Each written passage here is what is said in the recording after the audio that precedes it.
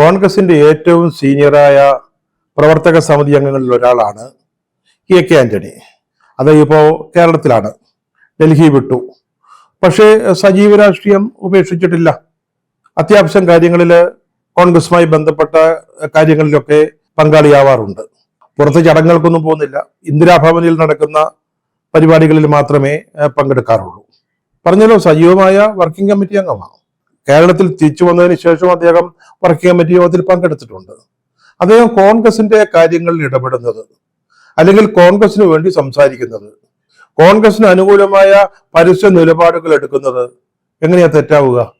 അദ്ദേഹം കഴിഞ്ഞ ദിവസം ഒരു പത്രസമ്മേളനം നടത്തി ഇന്നലെ. അപ്പൊ അതിനെക്കുറിച്ചാണ് വലിയ ചർച്ച, അതിന്റെ കണ്ടന്റിനെ കുറിച്ചല്ല. അതാർക്കും വലിയ താല്പര്യമില്ല.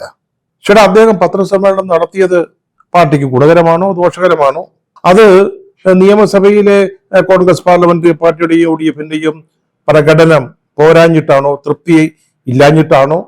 അദ്ദേഹം ഇന്നലത്തെ പത്രസമ്മേളനത്തിൽ തന്നെ പറഞ്ഞു ഈ വിഷയങ്ങളൊക്കെ സതീശനും മറ്റും വളരെ മനോഹരമായിട്ട് നിയമസഭയിൽ അവതരിപ്പിച്ചു എന്നുള്ളത്.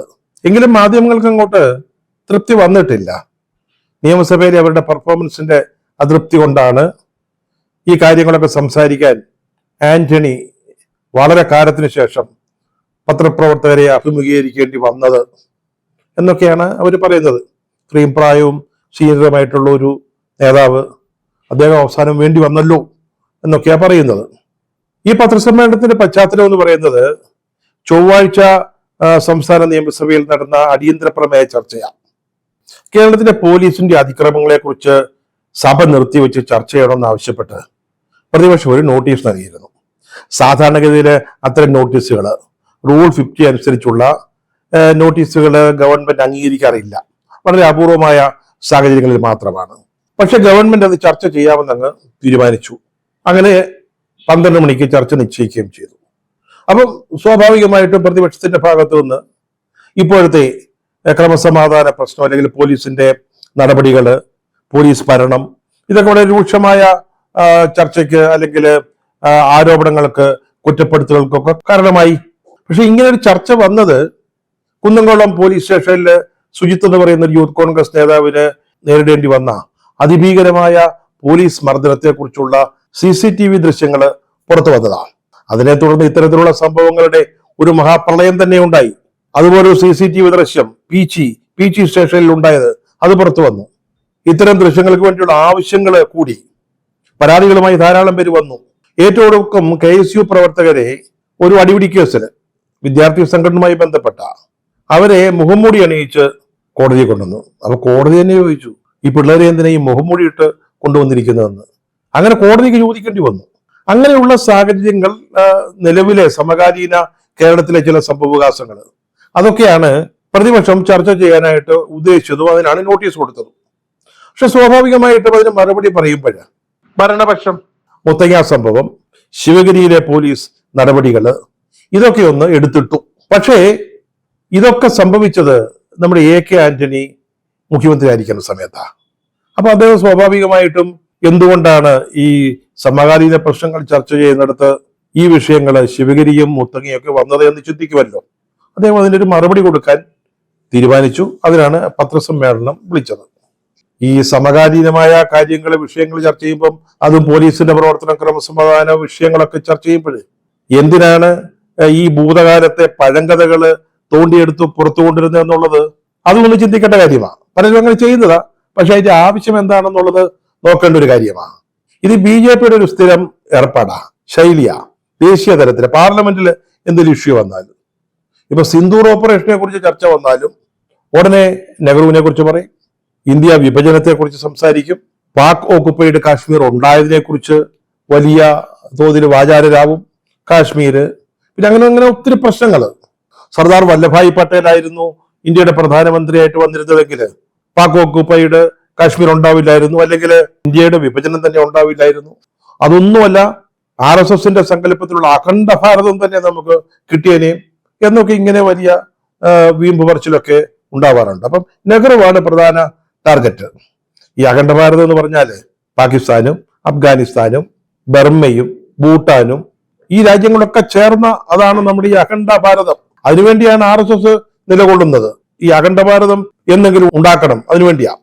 അത് നെഹ്റു അല്ലായിരുന്നെങ്കിൽ അതൊക്കെ സംഭവിക്കുമായിരുന്നു എന്നൊക്കെ പറയും. അതുപോലെ തന്നെയാണ് ഈ LDF ഈ വിഷയങ്ങൾ പഴയ കാര്യങ്ങളൊക്കെ കൊണ്ടുവന്നത്. നമ്മൾ ഈ കേരളത്തിലെ ക്രമസമാധാന പ്രശ്നം നിയമസഭയിലെ ഇപ്പൊ ചർച്ച ചെയ്യുമ്പോൾ 1957 ആദ്യത്തെ മന്ത്രിസഭ, കേരളത്തിലെ ആദ്യത്തെ ഗവൺമെന്റ്, EMSന്റെ നേതൃത്വത്തിലുള്ള കമ്മ്യൂണിസ്റ്റ് ഗവൺമെന്റ്, അവരുടെ കാലത്ത് നടന്ന പോലീസ് അതിക്രമങ്ങൾ വല്ലതും പറഞ്ഞിട്ട് കാര്യമുണ്ടോ? കേരളത്തിൽ ആദ്യമായിട്ട് പോലീസ് വെടിവെപ്പ് മരണങ്ങള്, അതിക്രൂരമായ ലാത്തി ചാർജ്, ഇതൊക്കെ സംഭവിച്ചിട്ടുള്ളത് 57 ഗവൺമെന്റിന്റെ കാലത്താണ്. അതിനു മുമ്പ് മലബാറിലും കൊച്ചിയിലും തിരുവിതാംകൂറിലും ഒക്കെ ഇത് സംഭവിച്ചിട്ടുണ്ട്. പുന്നപ്ര, വയലാറ്, കയ്യൂര്, കരിവള്ളൂര്, അങ്ങനെയൊക്കെയുള്ള സംഭവവികാസങ്ങളൊക്കെ ഉണ്ട്.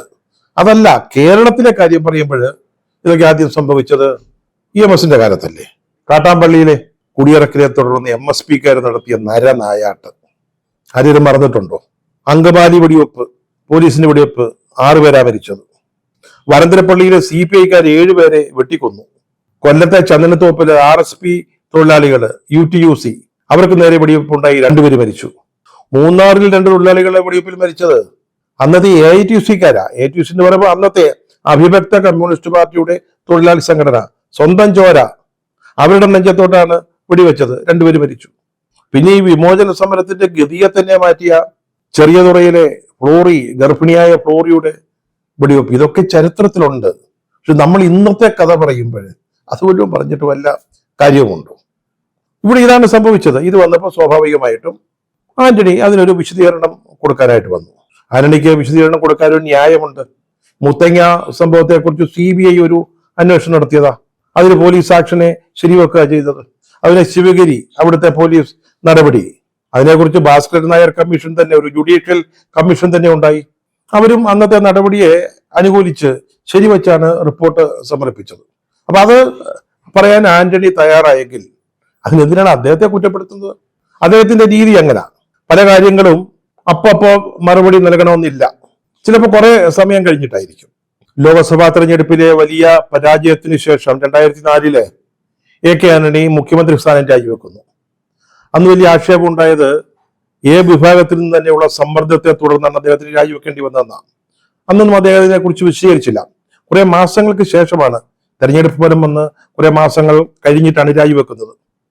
അതിന്റെ പിന്നിൽ, അത് താമസിച്ചതിന്റെ പിന്നിൽ, ആ രാജിയുടെ പിന്നിൽ ഉണ്ടായിരുന്ന സംഭവ വികാസങ്ങൾ ഉമ്മൻചാണ്ടിയുടെ നിയമസഭാംഗം എന്ന നിലയിലുള്ള 50ാമത് വർഷം ആഘോഷിച്ചപ്പോൾ, 50 വർഷം പൂർത്തിയാക്കിയത് സംബന്ധിച്ച ആഘോഷം ഇന്ദിരാഭവനിൽ നടന്നപ്പോൾ അദ്ദേഹം ഡൽഹിയിൽ നിന്ന് ഓൺലൈനിൽ ചേരുകയായിരുന്നു.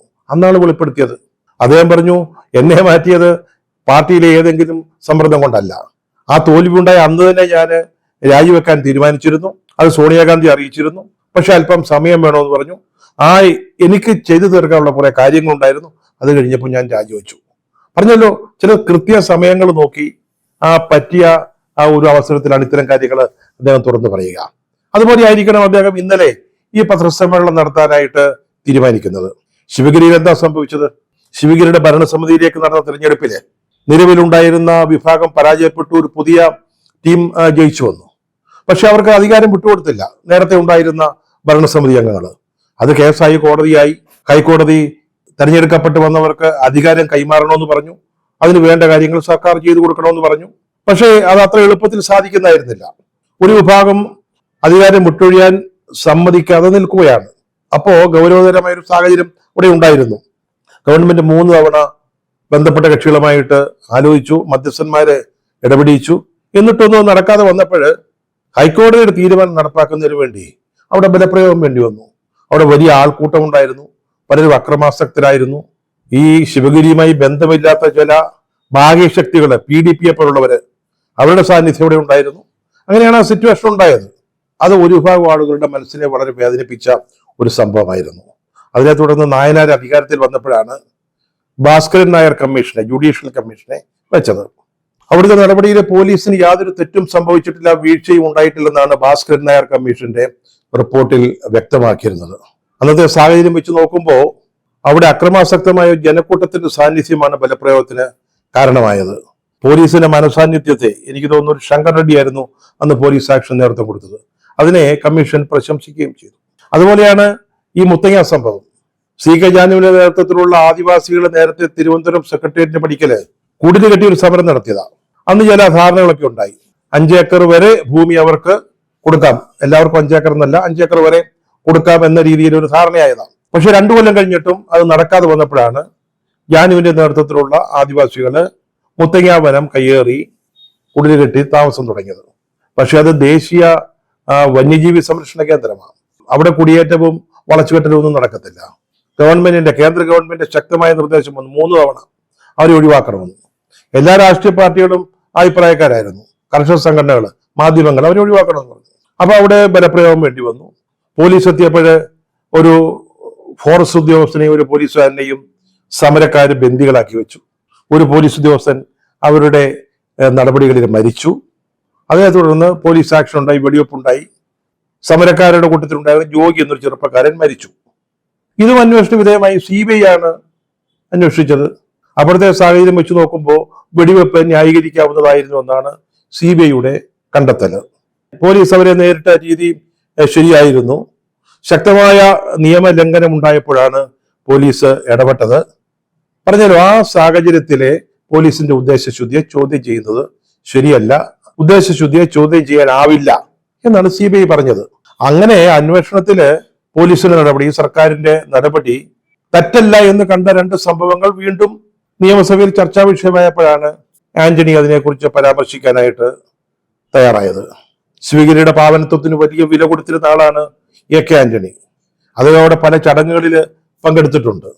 അതുപോലെ തന്നെ ആദിവാസികളുടെ കാര്യത്തിൽ വളരെ അനുഭാവപൂർവമായ നടപടി എടുത്തിട്ടുള്ള ആളാണ്. ഈ തിരുവനന്തപുരത്ത് കുടിൽ കെട്ടി കിടക്കുമ്പോൾ ഒരിക്കലന്ന് ഞാൻ മാതൃഭൂമിയുടെ ലേഖകനാണ്, അദ്ദേഹത്തോട് ചോദിച്ചു, ഇങ്ങനെ ഒരു സെക്രട്ടേറിയറ്റ് പടിക്കല് തലസ്ഥാനത്ത് ഈ സമരം ഇങ്ങനെ തുടരുന്നത് ഏതെങ്കിലും രീതിയിൽ അവസാനിപ്പിക്കണ്ടേ, തലസ്ഥാന നഗരമല്ലേ എന്ന് ചോദിച്ചപ്പോൾ അദ്ദേഹം പറഞ്ഞ വാചകം ഞാൻ ഇപ്പോഴും ഓർക്കുന്നുണ്ട്. അതെന്താ, ആദിവാസികളായതുകൊണ്ടാണ്. അവര് ഈ സെക്രട്ടേറിയറ്റിന്റെ പടിക്കൽ കുടിൽ കെട്ടി സമരം ചെയ്തു വല്ലതും ഉണ്ടോ? എന്നോട് ചോദിച്ചു, നിങ്ങൾക്കറിയാമോ തിരുവനന്തപുരം നഗരത്തിൽ ഒരു നല്ല ശതമാനം സ്ഥലം ഇവിടുത്തെ സമ്പന്നന്മാരുടെ ക്ലബ്ബുകള്, ചിലരുടെ മതപരമായ സ്ഥാപനങ്ങള്, വിദ്യാഭ്യാസ സ്ഥാപനങ്ങളൊക്കെയാ. സർക്കാർ ഭൂമി അവരുടെ കയ്യിൽ ഇരിക്കുക. അവർക്ക് ഇതൊക്കെ വെച്ച് അനുഭവിക്കുന്നതിൽ തെറ്റൊന്നുമില്ലേ? അങ്ങനെ വിചാരിക്കണ്ട. അതുകൊണ്ട് ആദിവാസികളെ കുറച്ച് ദിവസം അവിടെ കിടക്കുന്നെങ്കിൽ കിടക്കട്ടെ എന്ന് പറഞ്ഞ ഒരാളാ. അത് ഇന്നലെ ചോദിച്ചൊരു ചോദ്യവും വളരെ പ്രസക്തമായിട്ട് തോന്നി. ആന്റണിയുടെ കാലത്ത് കുടികെട്ടി സമരം നടത്തി മുത്തങ്ങയില് വനം കയ്യേറി. പിന്നീട് LDFന്റെ ഒക്കെ ഗവൺമെന്റ് വന്നല്ലോ, അവർക്ക് മുത്തങ്ങയിലൂടെ ഒരു സ്ഥലം കൊടുത്തോ? അതോ അവിടെ വീണ്ടും കുടിലുകെട്ടി സമരത്തിന് ആദിവാസികൾ വന്നില്ലല്ലോ? ഈ ഒരു ചോദ്യം അദ്ദേഹം ഇന്നലെ ഉന്നയിക്കുകയുണ്ടായി. എന്തായാലും ഈ പത്രസമ്മേളനം വലിയൊരു ചർച്ചാ വിഷയമായിരിക്കാം. അതായത് ഞാൻ നേരത്തെ പറഞ്ഞല്ലോ, അത് ഇപ്പോഴത്തെ കോൺഗ്രസ് നേതൃത്വത്തെ ഒന്ന് അടിക്കുന്നതിന്, അവരെ ഒന്ന് വിമർശിക്കുന്നതിന് ചില ആളുകൾ ഇതിനെ പ്രയോജനപ്പെടുത്തുന്നതായിട്ടാണ് കാണുന്നത്. പക്ഷെ ആന്റണി ഒന്നും കാണാതെ ഒന്നും ചെയ്യില്ല, അത്തരത്തിലുള്ള ഒരാളാണ്. കേരളത്തില് രാഷ്ട്രീയ അജണ്ടകളെ സൃഷ്ടിക്കുന്നതിൽ അഗ്രഗണ്യനാണ് ആന്റണി. അതുപോലെ എതിരാളികളുടെ അജണ്ടകളെ നിർവീര്യമാക്കാനും ആന്റണിക്ക് ഒരു പ്രത്യേക കഴിവുണ്ട്. ഇതും അദ്ദേഹം ഉദ്ദേശിച്ചുറച്ചു തന്നെയാണ് എന്ന കാര്യത്തിൽ എനിക്ക് സംശയമില്ല. അദ്ദേഹത്തെ വളരെ നന്നായിട്ട് അടുത്ത് അറിയാവുന്നത് കൊണ്ട് പറയാം. അടുത്ത വർഷം നടക്കാൻ പോകുന്ന തെരഞ്ഞെടുപ്പില് LDFന്റെ പ്രധാന ലക്ഷ്യം സാമുദായിക ശക്തികളുടെ വോട്ട്, സമുദായവും ജാതിയും മതവും വർഗീയതയൊക്കെ പറഞ്ഞ് വോട്ട് നേടുക ഉള്ളതായിരിക്കും അവരുടെ ലക്ഷ്യം എന്ന് മറ്റു പലരെ പോലെ ആന്റണി മനസ്സിലാക്കുന്നുണ്ടാവും. ഇപ്പൊ തന്നെ പമ്പയില് ആഗോള അയ്യപ്പ സംഗമം നടക്കുക. ആലോചിച്ച് നോക്കണം. ശബരിമലയിൽ സ്ത്രീകളെ കയറ്റാൻ വേണ്ടി ഒരു സുപ്രീം കോടതി വിധിയുടെ അടിസ്ഥാനത്തിൽ അവിടെ സ്ത്രീകളെ കയറ്റാൻ വേണ്ടി പെടാപ്പാട് കഴിച്ച് പരാജയപ്പെട്ട ഒരു സർക്കാരാണ് പിണറായി വിജയന്റേത്. അതിനെതിരെ സമരം ചെയ്തവരൊക്കെ കുലസ്ത്രീകൾ എന്ന് പറഞ്ഞ് ആക്ഷേപിക്കുകയും അവിടെ സ്ത്രീകളെ സന്നിധാനത്തിൽ എത്തിച്ചിട്ട് കേരളത്തിന്റെ നവോത്ഥാന നായകനാവാൻ കുപ്പായം തയ്പ്പിച്ചിരിക്കുകയും ചെയ്ത ആളാണ് ഈ പിണറായി വിജയൻ. അദ്ദേഹമാണ് ഇപ്പോഴ് ആഗോള അയ്യപ്പ സംഗമം നടത്തുകയാണ്. എങ്ങനെയുണ്ട്? ഇതിന്റെ പിന്നിലെ തന്ത്രം ആർക്കാണ് മനസ്സിലാകാത്തത്?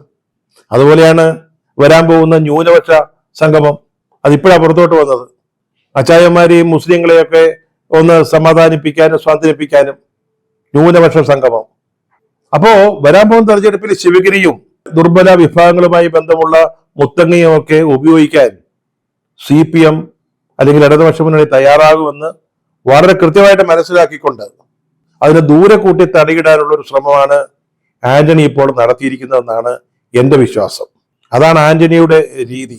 അദ്ദേഹം ഇന്നലെ പറഞ്ഞു, ഞാന് രാഷ്ട്രീയത്തിൽ ഇപ്പം അത്ര സജീവമല്ലെങ്കിലും രാഷ്ട്രീയം വിട്ടിട്ടൊന്നുമില്ല, ഞാൻ ഇനിയും ചിലത് പറയാൻ ഉദ്ദേശിക്കുന്നു എന്ന് അദ്ദേഹം പറഞ്ഞിട്ടുണ്ട്. എൻ്റെ ഒരു കണക്കുകൂട്ടലില് 2026 തെരഞ്ഞെടുപ്പിൽ അദ്ദേഹം UDF വേണ്ടി, കോൺഗ്രസിന് വേണ്ടി സമരമുന്നണിയിൽ സജീവമായിട്ടുണ്ടാവും. അതിന്റെ ഒരു സൂചനയായിട്ടാണ് ഞാൻ ഇന്നലത്തെ പത്രസമ്മേളനത്തെ കാണുന്നത്.